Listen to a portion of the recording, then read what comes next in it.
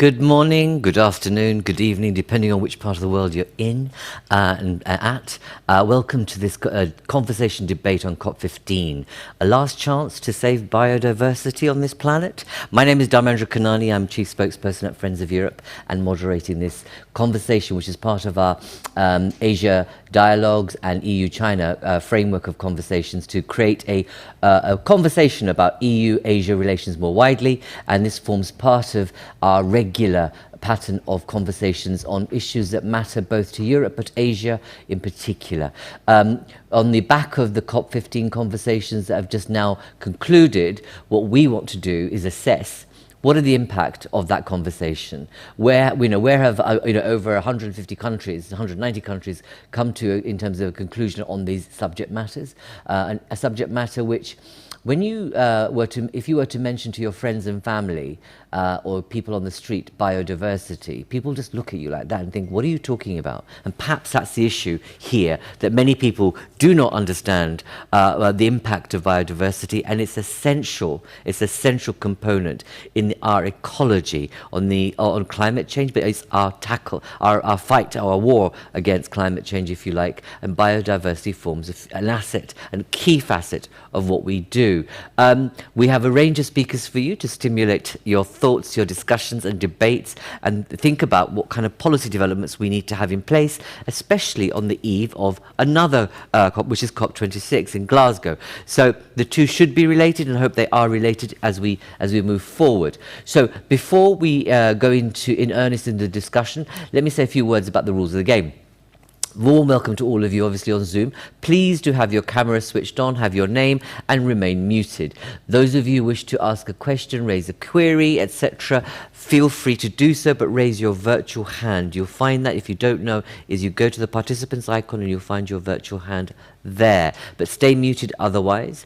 And as I said, have your camera on and your name. That will help me and my colleagues to make sure we can reach out to you when you want to raise a question, etc. We also are live streaming this debate, and if you want to join the social media conversation, please go use the hashtag FOE debate, so hashtag FOE debate or hashtag EU China.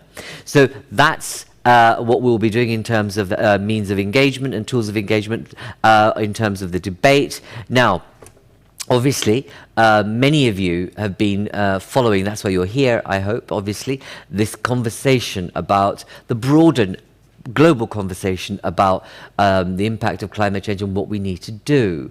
As I said, we've got the World Gathering in Glasgow, and we've had a lot of the world gathering in relation to COP15. And obviously we're halfway, because this is a point at which the talks will resume. And so therefore it gives me great pleasure at this stage to introduce Ambassador Ming to this conversation and to get a view from yourself. Welcome, a very warm welcome to you, Ambassador. Good to see you again. Good to see you. Hello. And so, Ambassador, what we would like to hear from you, what I'd like to know is, what's your view in terms of where we've got to in the talks, in terms of the perspective of what China wanted to achieve and its wider objectives? We would like to hear from you. I think people are very interested to understand what's your view from where we have now found ourselves at this midpoint, and also as we look ahead to Glasgow. Ambassador, over to you. Well, thank you, Mr. Kanani. So nice to see you once again. You too, absolutely. Thank you. And thank you for your introduction. And good morning, everyone. Or maybe good afternoon or good evening to some of you. Well, first, I'd love to thank Friends of Europe for having me here. We are living in a world where species are dying out. Biodiversity is at risk. Ecosystem is degrading. And these all pose huge risks to our survival and development as human society. That's why I find today's seminar both timely and relevant. And I wish it a full success. Thank you. Earlier this month, Kunming Declaration was adopted at the COP15 held in China, which calls on all parties to jointly build a community of all life on Earth. As a host nation of the conference, China took the lead and demonstrated firm resolve to promote global ecological governance. Let me share with you some examples. In order to support biodiversity protection in developing countries, my president, Mr. Xi Jinping, announced at the conference that China would invest 1.5 billion RMB yuan, around 220 million euros, to set up the Kunming Biodiversity Fund. President Xi also announced that to achieve our 2030 and 2060 pledge, China would come up with a system of measures and plans to help with the carbon emission peaking in key areas and sectors. Looking into the future, China will continue to improve its industrial structure and the energy mix, accelerating our energy transition by building more wind and solar and other clean energy power plants. Thanks to its complex landscape and diverse climate, China enjoys a unique ecosystem and a rich biodiversity. That's why biodiversity conservation carries a big weight in traditional Chinese culture. We have many sayings that go like seeking harmony between man and nature. One should observe the law of nature, and all living creatures are equal. Such ideals still have huge influence in today's China and its people. In recent years, ecological conservation is enshrined in our constitution, and the public awareness on environmental protection has also been growing.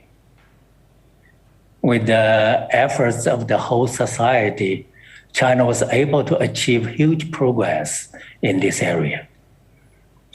I'm glad to share with you some figures. The green peafowl, which was even more endangered than the giant panda, had its population rise from 56 to around 130 in merely 5 years. The number of Asian elephants in China also doubled from about 150 in the 1980s to more than 300 today. Since we are talking about elephants, let's move on to something you probably have learned from news: the traveling of the elephant herd. The story began in March 2020, when a herd of over 10 wild Asian elephants left their home in a rainforest in South China's Yunnan province and began their adventure to the north. During their trip, numerous funny yet thrilling stories happened. A baby elephant was born.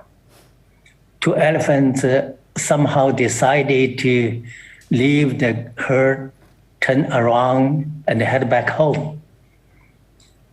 And the herd even rushed to the city edge once. They climb mountains and hills, eat whenever they are hungry, and rest wherever they feel comfortable. Traveling 1,300 kilometers for 17 months, these elephants managed to return to their habitat eventually.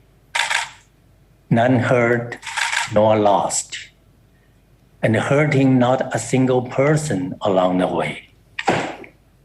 Behind this fairy tale-like story, it was the efforts, kindness, and love of tens of thousands of local people.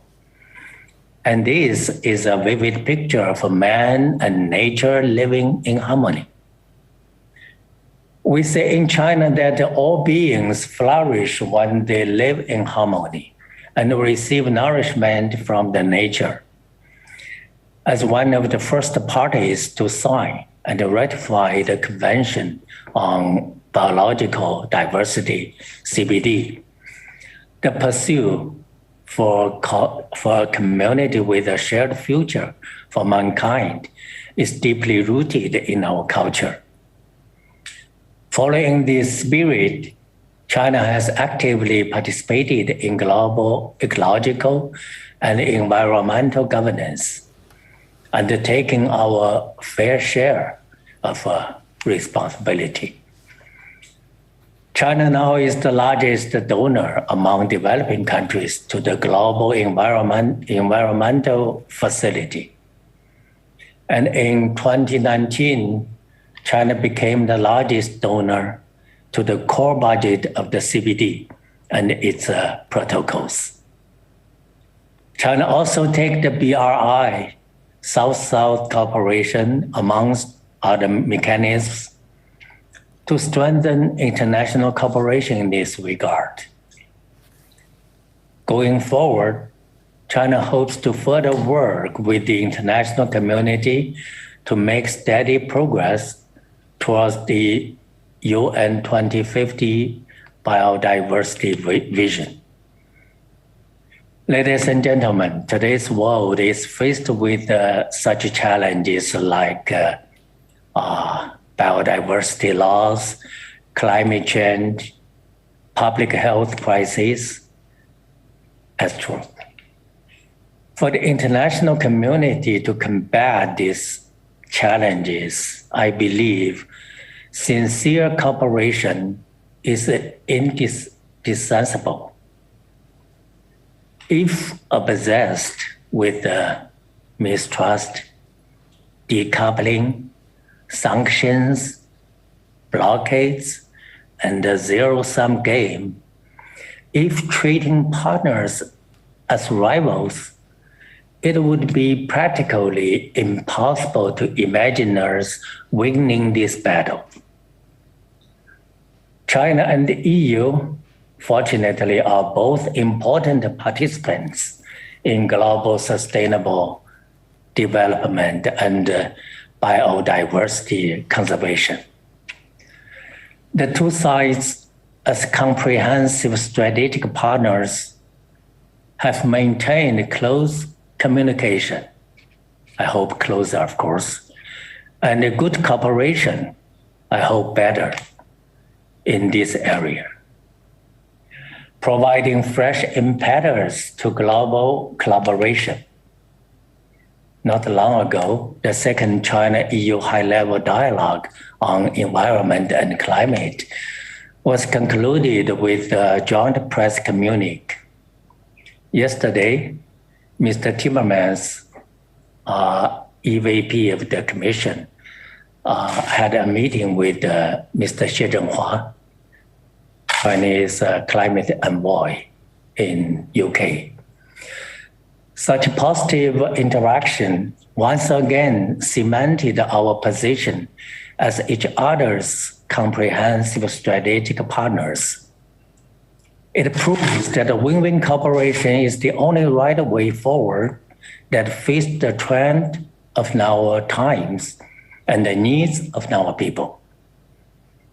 I'm convinced that as long as we develop our relations based on respect, sincerity, and cooperation, China and the EU will be able to expand common interests and overcome difficulties. thus making great contribution to the development of our relations and the global welfare at large. 谢谢各位. Merci beaucoup. Thank you, Ambassador. That was some very important signals there in what you say about the importance of trust, respect and collaboration. And clearly, as you're saying, this has to be a mutual enterprise. And we need to understand the interdependency of our globe and the fact that actually rivalries won't make this better. If I may, just very briefly before I move on, will you be, will China be raising the issue of biodiversity in Glasgow? Will that become a thing that you feel is important, that becomes part of COP26? Well, the COP26 will be open very soon. I think everyone is watching. Wait and see. You will have good news. Thank you very much, Ambassador. Thank you for joining us. I know you have a very busy agenda, so we're very pleased that you were being able to join us.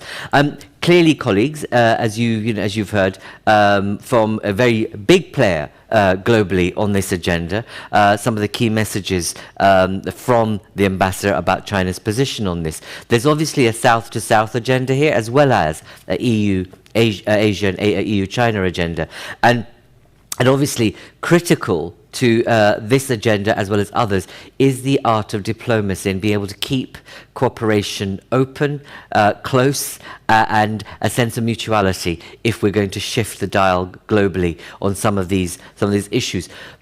There's a very vivid story you painted, Ambassador, about the ability for humans and animals to live together.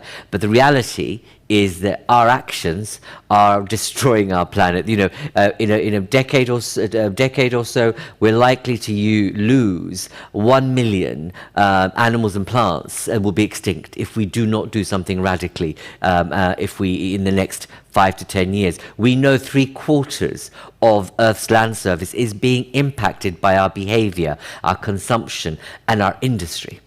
So really, whilst we have an image of collaboration and the need for humans and animals and plants to live together in harmony, the reality is we're not doing it. And actually, when we think about COVID and the whole issue about the relationship between animals and humans, we ought to have a salutary lesson, shouldn't we, about what we need to do in terms of the future bugs, animal to human, if we don't do something radically different and positively. So, Ambassador, thank you very much. I'm going to move on to Dr. Linxiu Zhang from the United Nations program, environment program. Linxiu, it's very good to have you with us. Thank you. It's breakfast time at you. No, is it afternoon at your time? It's afternoon. It's afternoon. It's afternoon tea time, isn't it? Excellent. Thank you for joining us from Beijing. What's your reaction? You've heard from the Ambassador. I'll be asking all our contributors, just so that you're aware. I want to get a sense, I think we should get a sense of that. How optimistic are you from what we've heard? Because there's been the fine words, but we know in certain details where it really matters, where it bites, there's been differences, whether that's to do with genetic, sequencing of materials, biodiversity materials that people are prepared to share, because they see them as rich minerals for each country, and a range of other things in terms of money. So how optimistic are you about the Kunming Declaration? Yeah. We've heard China's really come in big guns, which is really helpful with the amount of money it's contributing. But what do you see? So are you optimistic? What do you see the priorities for EU, Asia or China cooperation in terms of moving this agenda forward on COP15? Yes, thank you very much. I'm very happy to join this debate on behalf of UNEP. And I think I hear loud and clear Ambassador Zhang was saying what China has committed and how the world coming together to work in collaboration and towards biodiversity conservation. And I think I myself remain optimistic.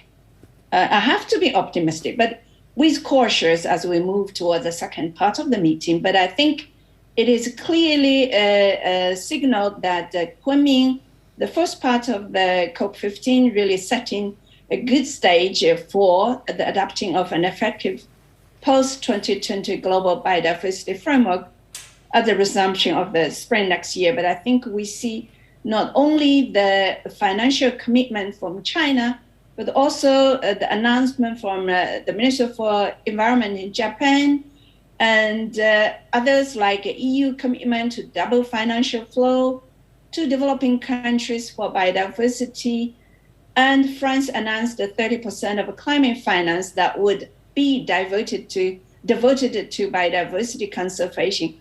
All these are added to in support of accelerated financial support for the Global Environment Facility to facilitate and the immediate start of the implementation of the post-2020 Global Biodiversity Framework. But I think I would like to echo what Ambassador Zhang would say, cooperation and dialogue rather than hard negotiations show the beneficial results to all. So all those about really pave the successful, effective, and transformative, but ambitious post-2020 biodiversity framework that to be adapted in the second part of the conference next year. So as far as for the main priorities for Europe and Asia that we can work together ahead of the time, of course, there are many priorities, but from my and organizational experiences and some of the discussions that I think first one should be promoting synergistic actions for biodiversity, climate, land, oceans, and livelihoods that working together.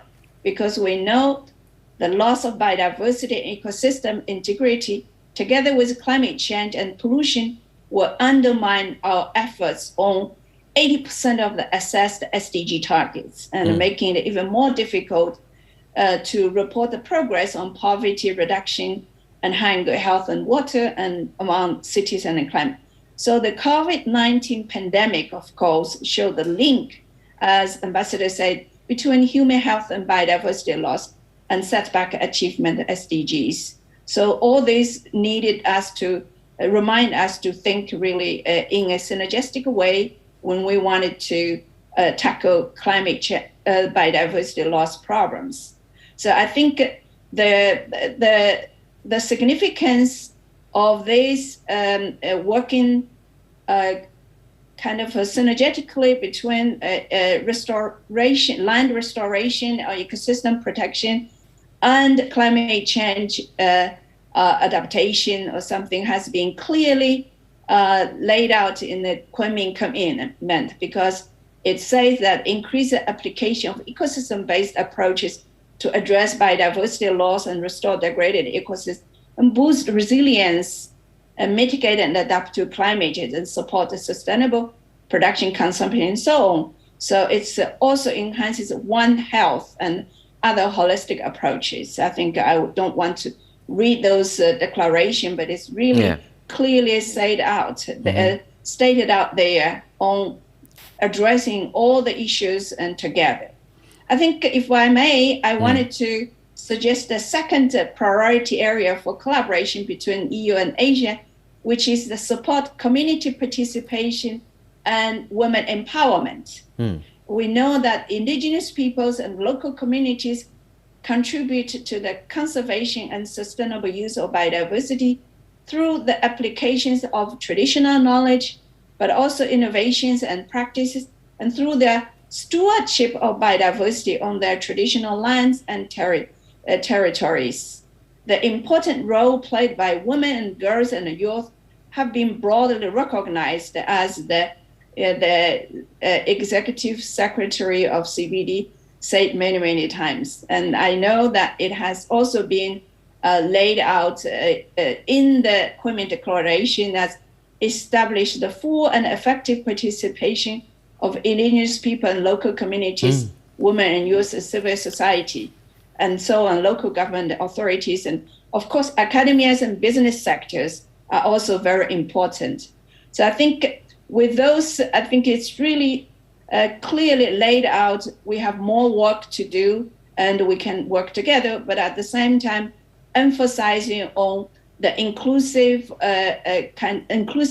of all parties and all stakeholders, from global leaders to local communities, but at the same time, emphasizing on joint actions. I think with that, I don't want to go. I don't know whether I've consumed my 5 minutes or not. Indeed, don't worry about it. You've said what you need to say. That's the most important thing, Linxiu. And it's good to have heard from you. But I wanted to say, really, when we are addressing any single issues nowadays in the world, whether being economical or ecological or environmental, they cannot be addressed sectorially or single kind of disciplinarily. We have to work together.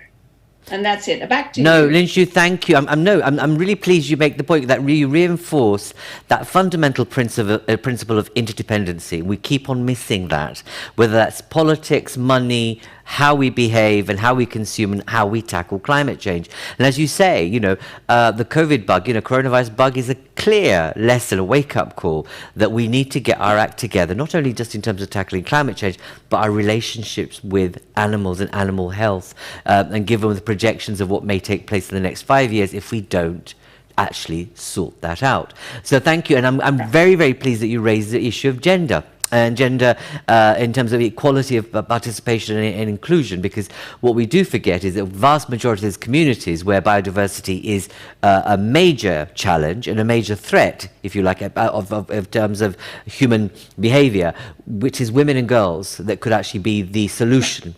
And you rarely hear that conversation on biodiversity matters, so I'm really pleased you've raised it. The issue is actually, it's great having a declaration. We've seen, and it's been great in the past 10 years, we've seen a real coming together of global leaders saying, we will do, and then they do not. And what we get is politics, and we don't when we get inaction. And I suppose our concern here at Friends of Europe is that the clock is ticking. And actually what we've witnessed in terms of unpredictable extreme weather conditions and the loss of biodiversity at the rate that it's going, within a decade, we can, as I repeat, 1 million, animals and, important essential species to our planet will be lost if we don't do something. So there's something about the urgency that seems to be missing. But thank you, and I'll bring you back. I want to move on to Marie, but before I do, can I just urge you again, Zoom audiences, you are not simply here to watch. It's not television. I want you to engage. Be interactive if you can. What I'd like you to do is use the Zoom chat as well. That's always a good facility for you to just, if you're hearing something and you want to ruminate and say, actually I disagree, or I like this, or I don't, please do use the Zoom chat, because what we do is we do compile it, but also make sure that if I can't get to you for your question for a speaker, for example, we'll make sure it's sent to the speaker, and our track record has been that speakers do respond effectively. So do engage on the Zoom chat. That will be helpful also. So I want to go to Marie. Marie Stenseke, you're the co-chair of the Multidisciplinary Expert Panel for Intergovernmental Science Policy on Biodiversity and Ecosystem Services. My goodness, that is a mouthful, and hence I had to read it properly. So, thank you for joining us, Marie. Again, I want to ask you, how optimistic are you? In terms of where we find ourselves? You've heard from the ambassador, you've heard from Linxiu. What's your particular take? But in particular, what I'd like you to address is that what do you think are the institutional barriers or the policy barriers that are preventing a more participatory, inclusive approach to these conversations, discussions, and action on biodiversity? Over to you, Marie. Thank you very much, and thanks for inviting me to this exciting panel. Well, I say like Linxiu, I'm optimistic because I have to be. There's still a long way to go, but the first part of the COP15 has laid a good foundation for further negotiations. And I would like to think that the existence and work of IPBES, as we say in short, not to take the mouthful then, that I'm engaged in as a scientist, and facilitates a positive income by providing now a solid knowledge foundation and other functions. And in that respect, playing the role for CBD as IPC is playing for UNCCC. And that wasn't when the IT targets were decided. So I hope and would like to think and very much believe that will make a difference. Now, there are a number of approved IPBES reports on the state of knowledge, on global assessment, but also from very other perspectives. And those have very high scientific credibility. And that not just scientific credibility, IPBES work also takes into account other worldviews and knowledge systems. So I would like to think that helps the negotiation, that there are these approved reports. And also IPBES then has been engaging in capacity building and policy support. So that kind of have also hopefully makes the negotiations a bit smoother. As for your second questions on the institutional barriers, I will base my answer on IPBES reports, mainly the IPBES Global Assessment Report that came in 2019, and that was the one that can announce that 1 million species is in the risk of getting extinct. And the IPBES Global Report concludes that transformative changes are necessary, and that we hear many times nowadays from various angles, so that's not a surprise. But also for the biodiversity, we're not doing enough.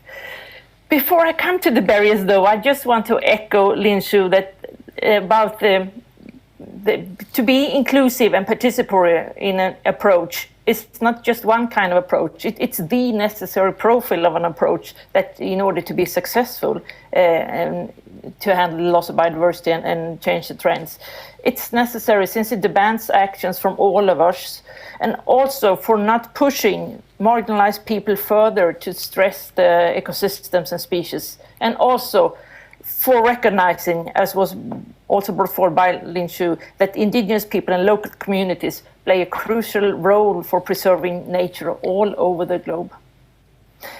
As for transformative changes, that of course includes institutional transformation. And the main barriers in this respect, I will bring up three overlapping ones, pointed. And the first one is one barrier is the opposition arising from vested public and private interests, facilitated by weak institutions, lacking in enforcement due to insufficient rule of law, transparency, and accountability. That is a real problem all over the globe. International agreements certainly helps, so that's COP15 in itself is of course necessary to counteract that. And we need to come over this barrier in the sake of the common good.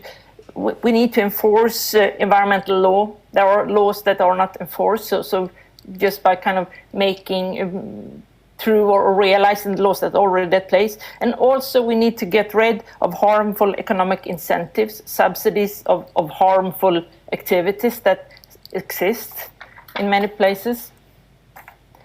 Another barrier related to the current idea is related to the current ideas of economic development. We learned through the Brundtland report to talk about the three components of sustainable development: the ecological, social, and the economic. But we really need to question what sustainable economic development means. And we need to broaden the perspectives from the limited paradigm of economic growth that still is very at hand and around. And we need to work with alternative ways of measuring the progress beyond GDP. And there are a number of promising initiatives coming up, but none has been really come up to compete broadly with GDP. In doing so, I think we also need to work with distributional justice, and that's not only taking national level into account, but also consider the variation within various countries. So I mean the in-country inequalities. A third barrier I just want to mention finally is sectorial structure, and that was also mentioned by Linxiu, that we have built for the governments of human society, and that is also clearly in my own sector, the academia, that we work in sectorials, and we need cross-sectoral cooperation and actions very much. Biodiversity cannot be solved just by the ministers of environment alone and the nature conservation sector. And we need to bring in agriculture, forestry, mining, especially so since the issue of biodiversity is not just about area protection, but also very much about sustainable use of land and water. And of course, it has to go into transport and urban development, since the land use is the main driver of biodiversity loss, and into finance. This is about mainstreaming biodiversity, and that must impact other sectors. And that also relates, of course, to barriers such as insufficient information and lack of adequate communication. I think I stopped there. So you Marie, have thank a number you. of barriers. It's been helpful. But, the things that you point to as being some of the problems in terms of, rule of law, lack of regulation, let's tackle the economic base in terms of making sure you don't subsidize activity that does harm. I mean, where do you see the responsibility lying? Obviously, you'll say it's a government or political, but we know where we are. We have a major global gathering in Glasgow. Do you think this agenda should be very squarely on there? Is it something that the World Trade Organization, the IMF, the G20, the G7 should be introducing as a matter of governance in their activities? Because actually, this is a kind of a climate change deal maker. If we don't get the biodiversity end of it sorted, we could just be, really playing at the margins of what really needs to be happening. I know it's a difficult question. Do you want to respond to that? Well, on a broad level, of course, it's a matter of governance. It's a matter of governance. I mean, as a social scientist, of course, this structure agency idea, if you know what I mean. We need to set the structures for individuals to act correctly. So it's not just up for the individuals to consume less, it's also to put the structure right. And in many of the, on the government level, the issues, as for regulating the finance system and for the businesses, I mean, a lot is already done by the business and the finance system, but they need to have regulations to lean on that enhances the positive kind of actions for biodiversity. No, sure, but Marie, whilst we speak, hundreds and hundreds of hectares of deforestation is happening right now. We are seeing pollution of oceans by commercial companies. We've seen it. And there's something about the fact that there's that horror of that taking place and this conversation. And there's kind of a mismatch. I'm not expecting you to answer that, but let's move, have a thought about what are the levers, and should this become much more of an urgent call in Glasgow so that we don't have a lovely press release at the end of COP26 of people saying, renewed commitment to climate change, and all we have is hollow words and no action. But let's see. Thank you very much. I'm glad people have reacted to the Zoom chat, call. Patrick, I can see that you've joined us with gusto. Tell me, please introduce yourself and your question or statement. Thank you very much. I'm Patrick Worms. I'm a Senior Science Policy Advisor for C4ICRAF, the Center for International Forestry, and World Agroforestry. As all three speakers have pointed out, land use is intimately connected to biodiversity loss, and land use is mostly agriculture. Agriculture is a broken industry. It consumes an enormous quantity of resources, emits an enormous quantity of greenhouse gases, destroys an enormous amount of biodiversity, yet produces a tiny part of global wealth. And the reason for that is twofold. First, around the world, we are ignoring the needs of smallholder farmers. We are not investing in their knowledge. We are not investing in their needs. We are not helping them become better farmers. And this is as true in the rich countries as it is in the poor countries. But second, we are hostages to a business model that has failed.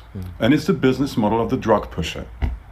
If I am a pharmaceutical company, if I am an agrochemical company, I will have intellectual property on seeds, fertilizers, pesticides. It's a beautiful package. It comes with an app telling me how to use it. And I can sell it year after year after year after year, hooking farmers on products that we know have massive negative externalities. Meanwhile, if I am an agroforester or an agroecologist, the best I can hope for is to make a few pennies from advisory services in an environment in which I don't have the resources to do any marketing, to do any lobbying, in an environment in which I cannot influence what is being taught in agricultural universities, all of which is controlled by the massive profits of those industries. This goes back to the comment that was made about subsidies. We all know that the world is spending far more money subsidizing fossil fuels than it is subsidizing renewable energy sources, for example. Are we fated to lose this battle simply because we are unwilling to realistically tackle the misaligned financial and subsidy incentives that we have put in place? So Patrick, I mean, I love the way you've kind of characterized this and the passion with which you're expressing what, are important issues about the economic model. And, let's face it, I take your point. I think the smallholder farm community in Africa are in a very different power position than the smallholder of agricultural farming community in Europe. In terms of the policy change, we've seen none. Europe, despite its commitment to climate action, has essentially kept the agri model as it is because of vested interests. We've not seen a major change in the common agricultural policy. So there you go. But it's fine and well to deconstruct. What do you want? Simply say, what would you want out of COP15 or COP26? What do you think is the big idea that should come out of it, Patrick? Change the incentives. Stop taxing labor, start taxing carbon. If you stop taxing labor, you make it easier for people to use humans to manage landscapes. And humans, properly equipped with the right knowledge, are fantastic managers of landscapes for biodiversity and carbon. If you stop taxing labor, you make the world a better place. If you start taxing carbon, you also make the world a better place. This simple change, to change the weight of taxation from where it lies today to where it needs to be, would have rippling effects across the economy that would move us in the right direction. Great, Patrick, thank you. And again, I'm saying to a lot of you, please do use the Zoom chat function to participate. I'm going to, I know, I can see, Linxiu, you've got your hand up. Do you want to come in before I move to Mr. Zhang? Please move on. I can join later. I was about to make a comment towards Patrick's comment. Well, please do. Please do. As you have the floor, you may as well. Oh, okay. I think when what Patrick mentioned about the land use issue had been clearly analyzed in GO6, where they already mentioned about ignoring small farmers had been an issue because they're not only producing the employment, but they also conserve biodiversity and cultural diversity as well. But I think in terms of incentive, I think countries start to realize it. I know my past work, you mentioned the two organizations, ICRAF and C4, had been board members of both centers. I had been following them. But what I wanted to say, countries and especially government started to realize that the right incentive would lead to different kind of results, which as a negative consequences. But another side is that if we wanted to solve the problems, we don't make the problem makers as enemies. We bring them in as part of the solutions. That's what I wanted to say. Because, for example, fertilizer companies, they could also change their kind of production technology and also becoming a problem solver. That's what I wanted to say. Linxiu, I'm so pleased you made that point, because it's true. Because just as much as we're seeing multinationals change their business model, and it's taking time, but the commitments are there on many. But, in terms of the role of our research and development and innovation, pharma companies and agri-pharma companies could do a lot more to be a part of the solution rather than simply being the evil beasts that are, further corrupting our world. Yes. But there are opportunities there. And I think that's where subsidy might be helpful to really change business models, as you say. Mr. Zhang, it's a real pleasure to welcome you. I'm sorry to keep you waiting. It'd be great to have you with us now. Can you hear me? I hope you can. You're muted. I need you to unmute yourself.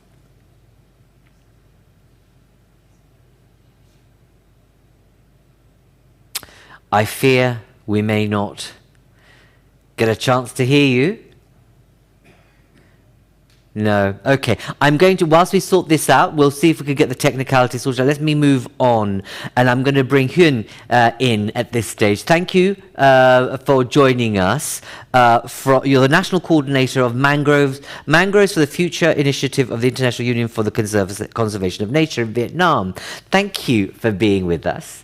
It's really good to have you. Hien, tell me, you've heard from others, and I've asked you the same question. Do you have a level of optimism from what you've heard and seen about where we find ourselves at this midpoint of COP15? And, in terms of EU policies on biodiversity, there's been kind of a sense that it's been controversial because of their impact onto the domestic agenda, the domestic culture. We know that both in South America and South Asia in terms of trade deals.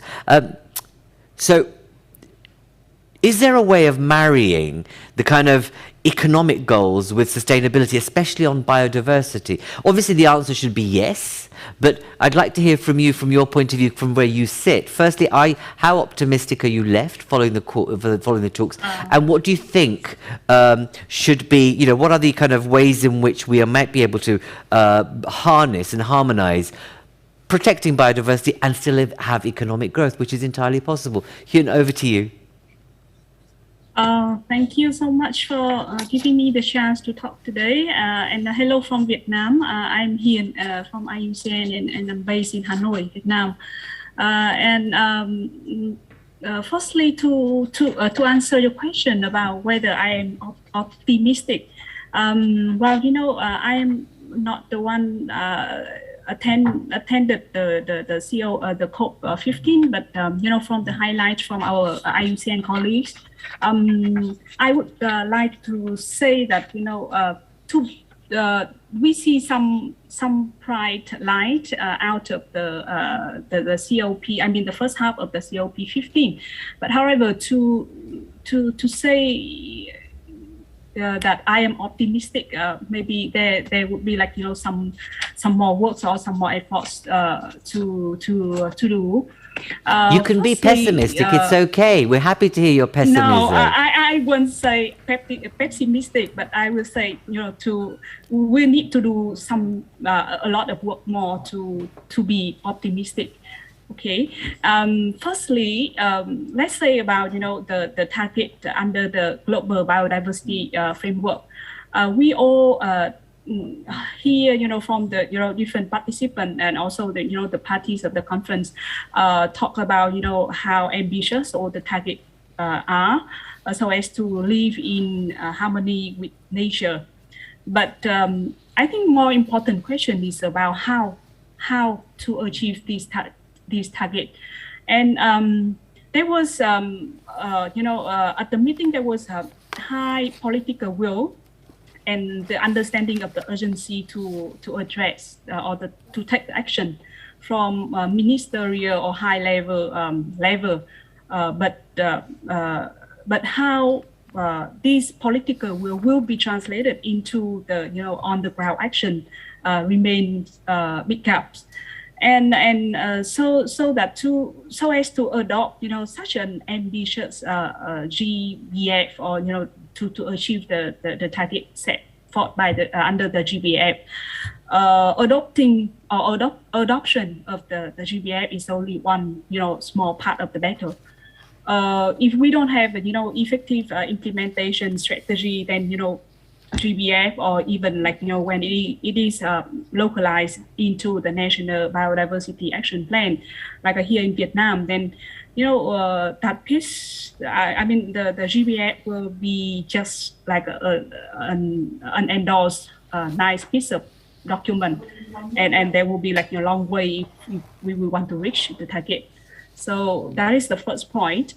And for the second point, I think it has been already mentioned by our several speakers, previous speakers, that conservation itself won't do the trick, because no matter how hard conservationists try to turn around the extinction rate or to reduce the number of the endangered species, or how many protected areas are designated.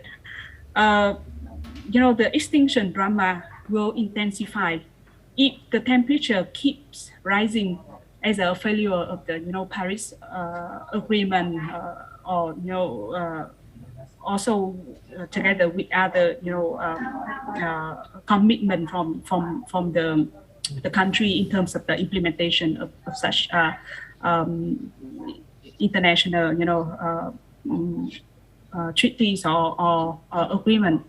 So apart from the direct drivers for conservation itself, for the conservation, apart from the direct drivers for the biodiversity loss itself, I think indirect drivers should also be taken into consideration, or should also be addressed.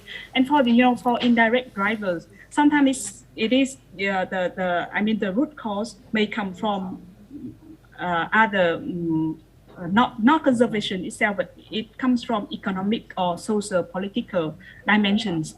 So really, there is a very high need for the integrated approach, or holistic approach in terms of the implementation to reach those ambitious targets. And thirdly, regarding the funding commitment for the implementation of the global biodiversity framework, we see some very high commitment from like China with the coming biodiversity conservation fund, but it was said that the estimated budget required for the implementation of the GBF is about 70 billion US dollars for for such an ambitious GBF implementation. But the level of the financial commitment at the first half of the COP was set to fall short, or far short of the estimated required budget. So this was considered as a disappointment at the kick-off meeting. Mm-hmm. And this is really true from my own experience, working here in Vietnam, for the last 10 years with IUCN. And I had, opportunities to, go to the different MPA site here in Vietnam, and we see that, after many years of establishment, but the MPA staff, they do not have a basic facilities or equipment just to enforce the law. When we came there and also had interview with them, asking them, so how can you strengthen the law enforcement, for example the illegal fishing, so how would you enforce it? And they said that the fishing boat capacity is much higher than our enforcement boat, so how can we do it? So this is really a challenge. Yes. And also, just to share with you that the area for the MPA, the area for the MPA, total MPA in Vietnam, just cover about 1% out of the country area. Mm-hmm. So still our MPA management boards and management staff still are still struggling with the enforcement. So whether or not 30% by 2030 is a realistic percentage or not, well, I think you can can somehow assume the answer. And but however, in some cases, good solution does not always require a lot of money to solve or to address. Like for example, let's say some ecosystem-based adaptation initiative that will not need much money, or a lot of money to invest in such initiative, but more is about the consensus building among different stakeholders, and how to move forward with the strategic direction, and to make sure that the implementation is consistent, right? And I think Patrick also mentioned about the some harmful subsidies. Sure. So instead of those harmful subsidies or investment, then sometimes the solution is just to do nothing, but just leave the forest there, and then just to allow them to regenerate naturally. So this is a really the case. Hien, thank where you. my experience in no, I'm so glad for the future. Thank you. I'm so glad we're able to secure your participation, Hien, because you know that it gives it a different flavor and different understanding. You know, when you think so, when you speak so palpably and vividly about the situation in Vietnam, it brings home to reality the fine words at COP15 and the fact, the whole, your really kind of vivid image of the boats, but also the fact that actually they don't have power. And indeed, only 1% of your area is covered, as you know, in Vietnam. It's crazy, absolutely crazy, isn't it? And the thing that occurs to me is that there was one of the controversial bits of the talks is about the 30% by 2030, i.e. the 30% of the land and oceans across the world be protected. But actually, when you think of your experience, Vietnam is rich in biodiversity. It's a jewel in the crown of, the globe in very many ways. But you're left watching and wondering, actually, there's fine words, but very little action and truth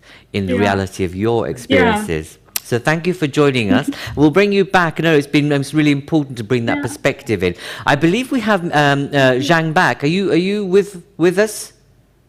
Zhang, can you hear me? Mr. Zhang?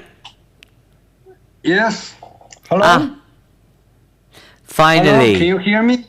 We just about, you yes. can hear me? I can, we can. Good. Great. I can hear you very clearly. You can? Yes. Excellent. Thank you, Mr. Zhang, for joining us. So very briefly, I think rather than, dwell on a broader question, I won't ask you where we stand in terms of optimism, but what's your perspective on the learning we can do, both from China out and from EU into Asia and China? What's your sense of the opportunities from learning from each other rather than the rivalry or the politics or the lack of cooperation? Because there are huge innovations and developments happening. And as Ambassador Zhang Ming says, for us to be able to do this, we need to be able to have that sense of mutuality and trust. And there is stuff happening. So over to you, Mr. Zhang.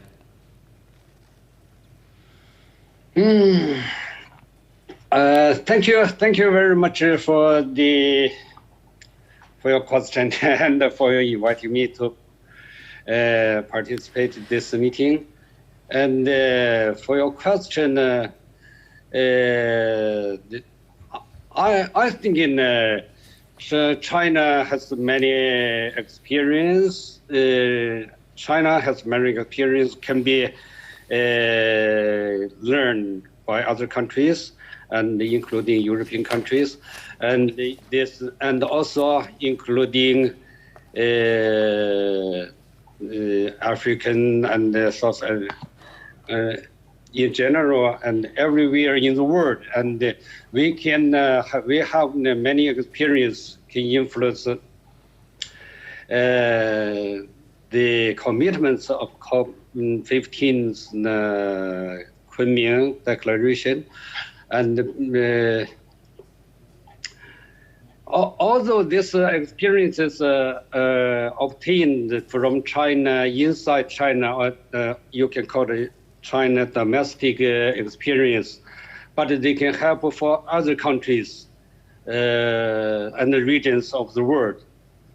This including some best practices, successful models, and technologies, and some concepts, and can be directly used by other countries and regions of the world.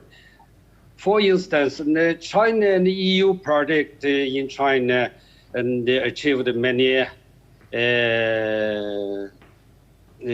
best practices and experience, including biodiversity mainstreaming, method of governmental involvement at various levels, and also including the whole nation's action for a single objective of biodiversity, and educational and awareness raising, and also training modules, ecosystem services valuation, and the mainstreaming of valuation results. All of this, they are proved to be very successful in China and greatly promoted China's biodiversity conservation and sustainable use. But I think all of this, most of this can be effectively used by other countries. And maybe they can make a few changes or modifications according to their local situation. And this is what I see. And also the challenge for China or for European, for EU or for EU-China project, and is the how to make this experience can be used by other countries. Sure. And because we used to collect many best practices and compile them and then translate them into English and then publish them in the publishing house. But this is not enough because many countries, they don't know English, local people don't know English. And also, if you just translate and publish and translate them into English, and maybe once they get this, and they put them on the shelf and Sure.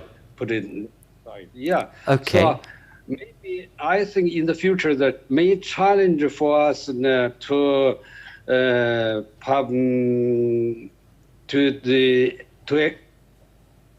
extend these methods and achievements or best method practices is to we have to pay more attention on the method of this extension and publicity. Thank you, Mr. Zhang. Thank you for finally being able to join us and sharing your thoughts on the capacity to learn from different regions. There's been a number of you who've been patient, and I want to bring Tony in. Tony from one, I believe, if I've got that right. Hello. You did. Hi, everyone, and good morning, good afternoon, good evening, wherever you are. I just want to make a quick contribution in regards to the conversation so far. So amazing contributions by all of the speakers. I just want to shift the conversation a little bit. So most of the conversation we've had when we talk about biodiversity and conservation, we often look at measures that involve government, big corporations.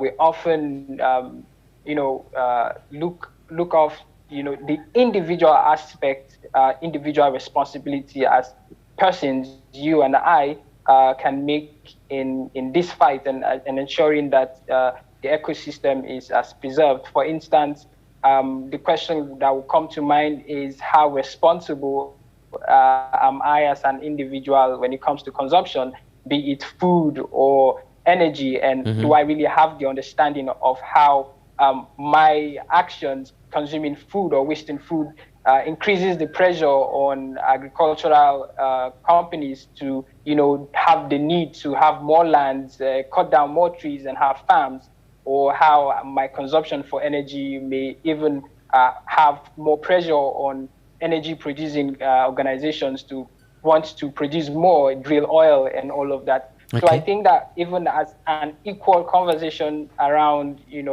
policies, we also need to have more personal, individual education around personal actions and responsibility and what we can do to contribute. Sure. So to Tony, win this fight. Tony, where are you actually physically right now? Where are you speaking from? I am speaking from Nigeria.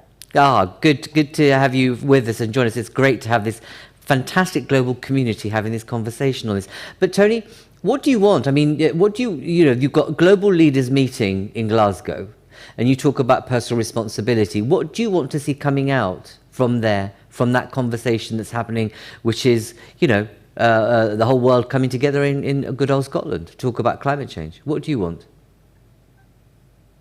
I would want to see collaboration, just as elaborated by most of the speakers. But I also want to see a collaboration that is not just focused on, the most industrialized countries, but a collaboration bringing in developing countries and trying to localize, the issue of biodiversity and preservation, because the context is different. The challenges involving most of the industrialized countries is quite different from developing countries and the challenges they face. But at the end of the day, it is a fight for all. It is a fight for all, and I think that this collaboration between, the rich countries, the industrialized countries, as well as the developing countries, working together to fight this, I would like to see that. Great, thank you. And you make a good point, because one of the things that comes out of these conversations at COP15, which is rather shocking, is that some of the poorer countries that are rich in genetic resources and biodiversity of genetic resources don't have the support of those who have the biotech capacity, and they're not prepared to share, which is a real shame in this. And that sharing mechanism clearly has to move forward in earnest if we're going to make a fist of this. Number of you I want to bring in. Alexander from GIZ, I believe you are wishing to come in. Alexander? Hello. Yes, thank you so much for having me, and let me participate in this rich discussion. That's wonderful. It's great. I don't want to take much of your time. For my position, working in China now for almost 4 years and thinking what could we do in the international cooperation world, I think I would like to stick out a little bit, building on the words from Ambassador Zhang Ming, which maybe it's not so easy to relate to if you look from far away. He pointed out the example with the elephants. And I also myself, maybe at the beginning, were skeptical whether it's really the way that we can sort of make a difference. But making elephants celebrities and making their journey sort of related to everyone, to the whole population, can make a change beyond government, beyond the governance structure, and many speakers before mentioned it, so I don't have to repeat all that. So what I want to say is, I think it's really the population, the general population is ready to engage, and we have to find ways to build on this. Another example for not the elephants is Alibaba or the Ant Group. They have built these 1 square meter initiative, so people can donate to rescue or to save 1 square meter of land, and 500 million people have signed up to it. So then you have an enormous area just from one initiative. And you have another initiative from also Ant Group on saving the forest. So you have hundreds and hundreds of millions of people who are signing up for this, and I'm happy to engage, maybe only donate a very small fraction of what of their income, but stepping into a vacuum, which we of course all know. You mentioned the 1 million potential extinct species and so on. So there's obviously the vacuum where governments and we also have government institutions cannot fill in without the engagement of the general population. My point is they are ready, so that means every one of us can sort of build platforms and make them engage. It can be the large companies, it can be the EU Commission, it can be the German government. Everybody could sort of support such initiatives. And my example was, because I listened to the ambassador, I think sometimes it's not easy to understand why these elephants are so relevant, because they link to everyone in the country. Thank you. And these are hundreds of millions of people. Okay, Alexander, thank you. It would be good to know from your, GIZ's point of view, what you'd like to see coming out of COP15, but also more importantly, what's going to come out of COP26. But perhaps you can add some of your positions on that in the Zoom chat. I want to turn to Johanna. Johanna, you've been very, very patient. University of Turku, if I've got that right? Johanna? Thank you, Mr. Kanani, and good morning or afternoon, everyone. Warm welcome to you, Johanna. I enjoyed being here discussing with you. I would like to bring up a question that Mrs. Zhang already actually mentioned, this involvement of indigenous people to conservation efforts and their kind of philosophy living in harmony with nature, which there's a lot of to learn for us in Western societies people. So we have our sustainable development thinking or these development goals, and then the relationship with that to these indigenous peoples living in harmony goals. There's a lot of similar things, but I think there's also some differences which comes to this respecting nature as home. So for indigenous peoples, the nature is home. So there's definitely a different relationship with that to respect and conserve that to the next generations. So we should learn about that definitely from local people. And that also relates to the question of conservation planning and conservation areas network planning. So what kind of conservation areas we should have? Many times we talk about these strictly conservation areas where we cannot do anything, or then we have these integrated conservation areas where different local actions are allowed sustainable way, and also cultural values are conserved. And I think that is very important because then we can engage the local people and protect like their environment and their nature in sustainable way. And that's also then this all actually relates also this China Biodiversity Fund that Mr. Ambassador Ming mentioned in the beginning. So how is China going to deal with these things and invest in this with this fund, maybe together with the EU, taking these issues into account? Excellent, Johanna. And I love the point you make about that sense of relationship with nature as being home. And it couldn't be further away from the truth for when you think about urban Europe or urban world. And there's something about I think linking the issue that was raised earlier by Linxiu about women and women in civil society. Wouldn't it be great if there was an opportunity that used some of this money to create creative linkages between women's movement on climate change and biodiversity in the northern Europe with the south and the east? Wouldn't that provide perhaps a new dynamic and change on the agenda? But those of you who wish to react to that proposition, please do so. I want to move to, and thank you for your contribution, Johanna. Fadi, you have been patient with us. Thank you. Do introduce yourself and the organization you're representing, Fadi. Good morning, everyone, and thank you again for this opportunity. I'm the founder of the Young African Aviation Professional Association, and I've been advocating for the development of aviation in Africa, taking into consideration that the whole world is looking at aviation for the protection of the environment. My contribution, or what I want to see at the end of the day, is the concrete policies that involves everyone. Africa is part of the world. And when we look at statistics, the fact that we are less developed gives the world a chance of survival. Unfortunately, the policies are being implemented. The funds exist, but on the ground, we don't see anything. If I go on to the SDGs that was focused for 2030, we are in 2021, 9 years to go. But we still find the African populations, those in the rural areas who actually are the actors, being neglected. Now, what do we have to do? Everything exists, but I personally believe I want to see that we practically change the approach.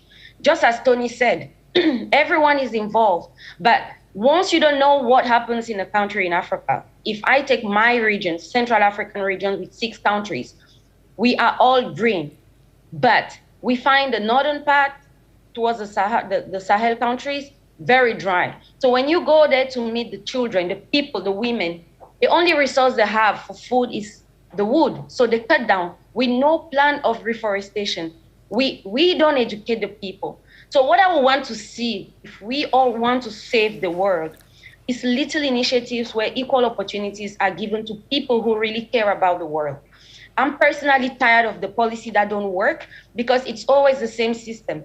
The policies are implemented, the funds are being placed, but some people benefit from that.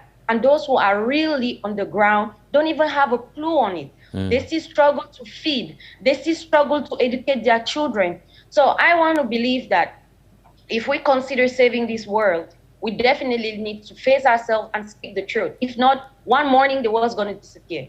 And when I count the number of young people, because with my nonprofit organization, I actually focus on the underprivileged and those in the rural areas, because I believe that they too are part of the world. And unfortunately, the majority are found in this class of inhabitants in most of the countries.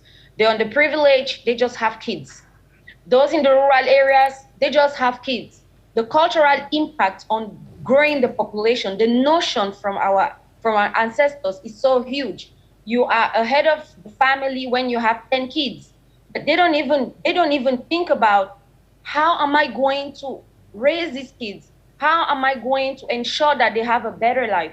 I have seen in the last 5 years the growth rate of my country, and you won't believe, most of these kids have no orientation, no guidance, and no future. So if we really want to save the world, we need to identify champions. We need to put in innovative solutions of people who volunteer, who can raise awareness, who can educate, who can train, who can make them understand that they need to change the mindset. If not, the world will disappear overnight. So I want to see this at the end of this meeting. I want to see concrete actions. COVID came from nowhere, but COVID has given us a lesson where the whole world is concerned. If we don't take serious measures and break down the barriers, the institutional barriers that are headlocks, then I'm sure we will one day before 2030 not get up, because the world will be gone. So I'm sorry to use these words. Fadi, no. Yeah. You've been a breath of fresh air. Not to discount anybody else's contribution. I love, it's terribly patronizing to say, I love your passion. No, but there's something about the reality check you're creating and providing through your contribution. And I'm so pleased that we were able to make the space for you to contribute. But you're absolutely right. There is something about the fact that we know in Africa, which is the same problem in other parts of the world, women who are smallholding farmers and are not often recognized. And because you have the kind of patriarchal system where, they have all the responsibility, but none of the authority or access to, the means of power. But there's something about how money could be used more creatively to enable young people like you and women who are in certain circumstances you described to connect with other women. So you get that ability to get, cross across regions, but also to be able to be at the heart of solution making. Because whilst, as you say very clearly, a lot of money goes around the system, but it doesn't reach you and others like you. So there's something very practical, concrete, that actually a woman-to-woman agenda on climate change in terms of supporting individuals and community organizations might actually do much more than the kind of men that are at the top of the system who are not making us move as fast as we should do. And I hope, Yadi, it's great to have you, and I hope that you're aware of our Africa-Europe Foundation, and that, we're going to have a presence at COP, and I hope that we're able to, make sure voices like yours are heard, and we welcome the opportunity to engage you consistently in this. Actually, it's very, very important. So thank you for saying those powerful things and serving as a reality check on where we are. By the way, where are you speaking from? I'm currently in France, but flying back to Africa because we are working on some partnerships that are real. Good. That's good to know. So share those partnerships, because actually you talked about some of the problems. If there are solutions emerging, put it on the chat so we can learn from what you're doing with France and others on this agenda. So thank you again. Thank you very much. I want to go to Pascal. I only have about 10 minutes or less than 10 minutes to go, and I want to go back to some of the speakers who've raised their hands. So Pascal, a very warm welcome to you. Thank you, Raoul, and thank you, everyone. It's very hard to speak after Fadi, and I'll try to be. Do introduce yourself, so for the benefit of others.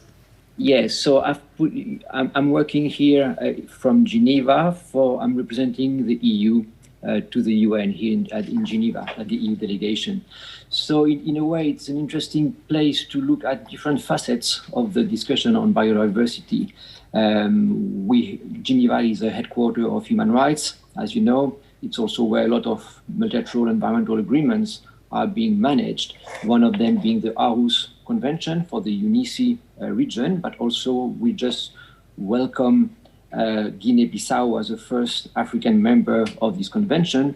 And just what I wanted to say that, of course, biodiversity is a terribly complex issue, but I would just like to say two things. The first thing is to side with former speakers about the economics of land use change. It's really the basics. If we don't change the economics, we won't go very, very far.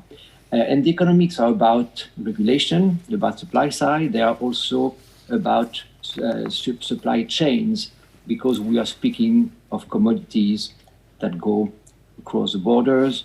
We're speaking of cattle, we're speaking about soybean, we're speaking about a lot of things of this kind that have a huge impact on deforestation and land degradation. So I think one of the new dimensions of this conversation is really hard economics and trade.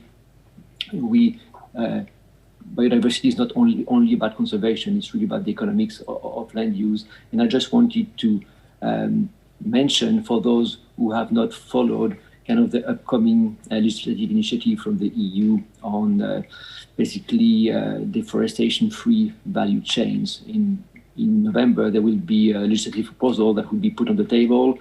We had 1.2 million input in the public consultation phase, the second highest in the history of the EU. So a lot of people have been contributing. So Sure. I won't get into the details of that, but I think it's something important to look at. Yeah. The idea is really to use trade as well as a tool to limit deforestation. No, indeed. While doing our homework. Yeah. Yes? Pascal, I'm sorry, I'm going to have to cut you short because I'm running out of time. But I hope that you can, you draw attention to an important issue. But let's hope when we listen to what Fadi has said and what Hien said from Vietnam, there's an issue about how the trade boys and girls do business from the EU and the rest of the world without really understanding the principle do no harm, or reach the parts that need to be reached so that you could actually have impact. And I hope that we've learned from this, actually, get into those elements where we know women are at the heart of a set of circumstances, and if supported effectively can be that tide of change. But also there are structures which we cannot simply ignore. And we heard poignantly from various parts of the world here today, but especially when we think about Vietnam, Africa, and bits, parts of significant parts of Asia, where this agenda needs a very different footing. So I would like to bring back a couple of our speakers. So Marie, you've had your hands up for some time. Yeah, I'm listening with great joy or interest to this conversation. And this issue about personal responsibility versus kind of the structural issues, so what could the governments do? And I think about both COP15 and COP26. Then, I mean, I fully agree that trade is an issue that I think could be I expect those COPs to be dealing with. I mean, we know that from the Western Europe, our biggest footprint is outside our areas. We do it in Africa, Asia, Latin America, and so on. And we cannot just say to those people that they have to transform. It's very much up to us and our consumption and our ways to do it. And that's where we need to have international agreements.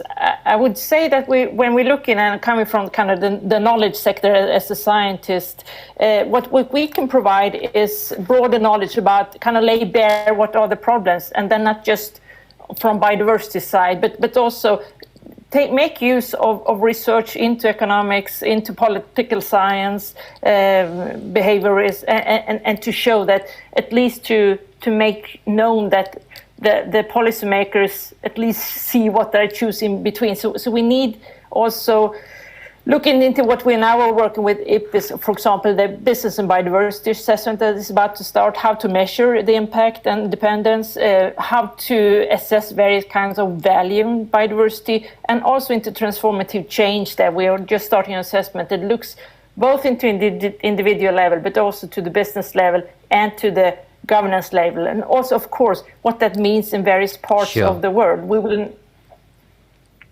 Thank you, Marie. Thank you. And as you say, you point to, I mean, let's see, you've got, the second half of COP15, but more importantly, you've got COP26. And let's see what comes out of that. Before, for a final contribution, I'm going to go to Linxiu. Thank you very much. What I wanted to reflect is some of the participants said about the collaboration. I think I wanted to do a bit of a self-promotion. We are a UNEP's International Ecosystem Management Partnership, where we're using South-South and South-North triangular cooperation, really trying to bridge the collaborations between different countries through capacity training, scientific cooperation, but more importantly, science for policy intervention. That's the one. But I wanted to echo what Marie had to say about individual responsibility. Remember, we just concluded the UN Food Systems Summit, where they claim it claimed to be a UN's first kind of food system summit, and then there's one indicator is that 1/3 of the food were wasted, and in different ways of the production or distribution chain. So right. Here, I think everyone could really make a contribution to that. I just want to use the example. Mm-hmm. But last but not the least, where I wanted to emphasize that EU had been supporting the work through TEEB and TEEB agri-food, the economics of ecosystem biodiversity, or TEEB sustainable agriculture and food systems, where they are really trying to bring out the mainstream in the value of nature. I think this has been implemented in more than 15 countries or so, and China is one of them. I wanted to emphasize flag another one is that this is really coincide or in coherent with China's call for eco-civilization, where they said lucid water and lush mountains are invaluable assets. I think really recognizing the value of nature and also reveal the true cost accounting of the nature. Mm-hmm. It's some efforts that have been doing, but EU have been really supporting the work and through the UNEP and working with developing countries of that. I wanted to stop there, although mm-hmm. I wanted to say about indigenous people, because we also at the margin of COP15 Part 1 held a high-level policy forum and dialogue, which really trying to identify differentiated roles of community people, indigenous people, scientific community, and policymakers. It was a great success where everybody was boosted up, say, hey, our efforts, like a farmer says, I've been planting the rice for 40 years and nobody really told me this is a very valuable effort we're doing. So now they're being recognized. I think it's a very positive incentive for them to work, but they needed their voice needed to be heard more widely. Sure. I just want to stop there. Thank you. No, Linxiu, thank you. This has been I'm so glad that you participated on the Zoom chat. It's been very rich. You could see the differences in terms of whether, it's about individuals, politics, behavior change, etc., and so forth. It's great. There's a lot of information there to capture. But, the one thing that occurs to me, and as we conclude this conversation, we had a climate and energy summit just this week earlier, and the thing that comes back time and time again is that time is running out. Clearly, we're seeing even an acceleration of the impact of climate change on our livelihoods, and depending on where you are in the globe, it is worse, more impactful, because you don't have the infrastructure, you don't have the money, and you don't actually have the governance in place sometimes also.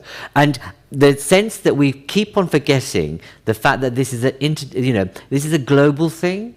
This is a sense of interdependency between all of us. That if in Nigeria or in the Sahel or elsewhere has an impact on this, it also has a knock-on effect in Europe, US, China, and elsewhere. And there's something about understanding that actually Africa and Asia and other parts are not simply a business opportunity, but there's an opportunity here to save the planet, as Fadi said.